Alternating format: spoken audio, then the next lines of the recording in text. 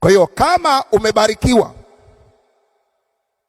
manake unajua unadili na kitu gani, unasimama na kitu gani. Ukisimama kwenye maombi unafahamu wazi kuna kitu gani. Sasa tukisoma zaidi utakuta hii dhambi haijaishia kwa Isaka, imeenda mpaka kwa Yakobo.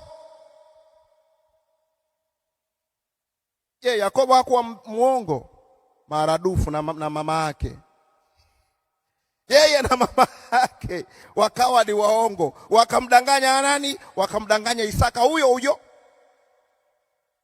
Yaani Isaka aliongea uongo, alafu Isaka anadanganywa tena na mwanae wa kumzaa.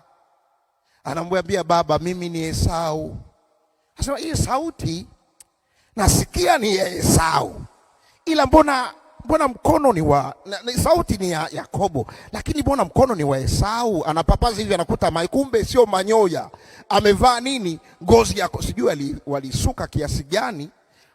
Mzee anashika hivi anajua ili jamaa lejewe, lakini mbona kuongea sio. Aliyetenda dhambi ni nani? Mtoto. Kwa hiyo ametenda babu, ametenda mtoto, sasa ni nani? Mjukuu.